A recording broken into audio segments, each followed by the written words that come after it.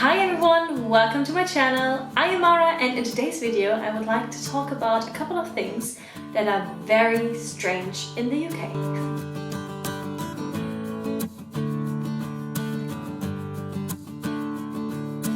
So I'm German and I moved to the UK in 2018, and ever since there are a couple of things that I discovered that are really strange and different to Germany. And in today's video I would like to talk about these things. Please don't be offended by this video or anything that I say in here. It's just for entertainment purposes. Please don't take it too seriously. It's just down to differences basically. I mean, it's normal when you move somewhere that you will find things that are really different. Some of them I absolutely love, that are really genius, and some of them I find just strange. But yeah, so let's go for it. So the first thing is plugs. Plugs in the UK have this little button that you press on or off. To be fair, I get it, it's probably to not spend too much electricity if it's always on, but then how many times did I forget to press this button and my phone was not charged in the morning? Yeah, it happened so many times I cannot count anymore, and it's just so frustrating. So it's definitely something you have to get used to. But again, it's nothing bad. I kind of get it, but just it's still strange. We don't have this in Germany. So to stay with plugs, there's another thing that is super strange, and you've probably heard this before. It is in the UK, you don't have plugs in the bathroom. It's because it could be too dangerous. Something could happen. Obviously, when everywhere where there's water and then electricity, it can be dangerous. I get it. But then so many countries don't have this, and they survive as well in the bathrooms. They don't get electroshocks and everything. Like, how do we survive in Germany? I mean, if you're not completely stupid and dry your hair while you're having a shower, then what would happen? I know you will probably now in the comments be like, oh, so dangerous. I still don't get it. I don't get it. I mean, why do you have electric showers in the UK but then no plugs in the bathroom? Answer that, please.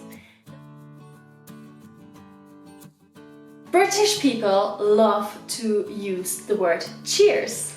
And it's not just for like when you come to the UK and you think you're going to the pub and you're having a beer, you say cheers. No. You're not using this word for only this. You're using this for everything, especially to say thank you. Cheers, cheers, oh yeah, cheers, cheers, thank you, cheers. It's like I use this myself now just because everyone's using it so much, but cheers is a word that a lot of people like to use for multiple things and not just as a toast. So my boyfriend and I, we had a full-on discussion about bread.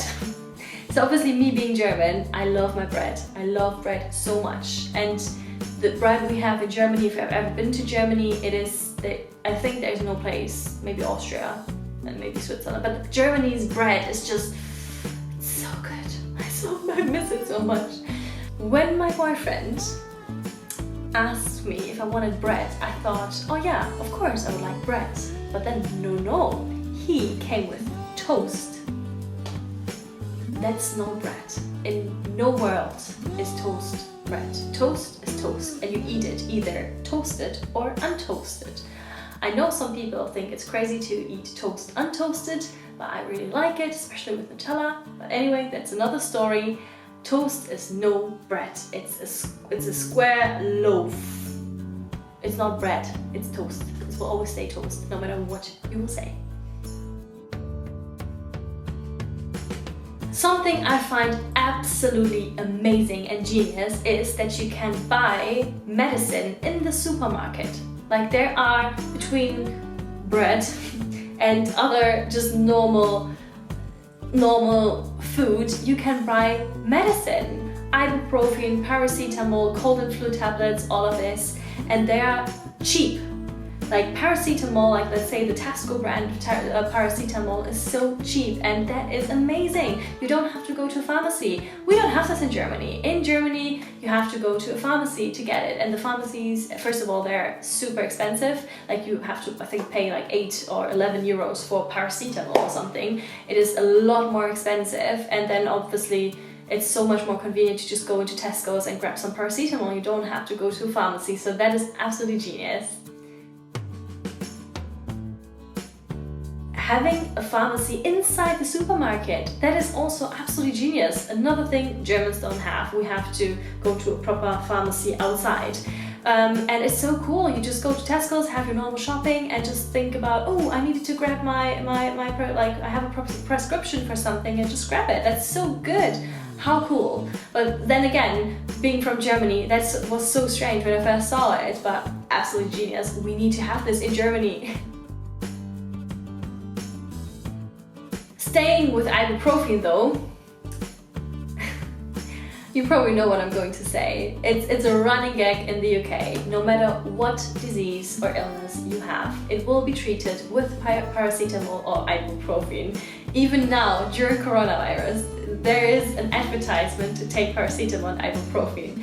I mean, it may help, don't get me wrong. I'm not a doctor or anything, I don't know, but literally no matter what you have, they will always prescribe you paracetamol or ibuprofen. It is so hilarious. I was sick a couple of times just to adjust to the climate here in Scotland, and it was always paracetamol and ibuprofen that I took, always. Last but not least, there's another point, and that is duvets. In the UK, you have one big duvet for both people in the bed. And this is very different to Germany. Again, in Germany you have 2 single duvets, 2 single mattresses most of the times, especially if you have a king or super king size bed, then a lot of the times you have 2 single mattresses.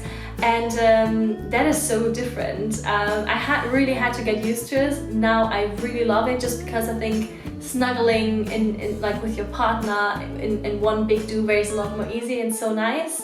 And I have one really nice, big and very warm duvet. However, I think I agree with the German thinking of this topic. It's so one partner, I think, especially with men normally a lot of them are always hot and the woman is always cold, and at least this is for me. I'm always cold.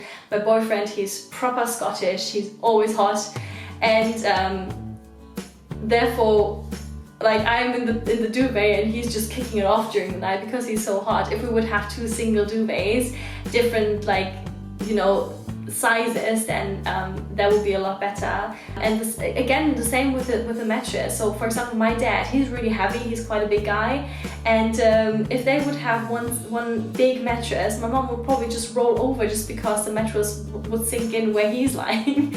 So I kind of get it that you have a body is very different, and mattresses for your, especially for your back, are so important. And I kind of get it that everyone should have their own mattress for your back, for your body type and everything, where I think with one king size mattress it's not as easy to do that. But it's definitely something you get used to, and the good thing is you don't have this gap in between the mattresses, which I hated in Germany.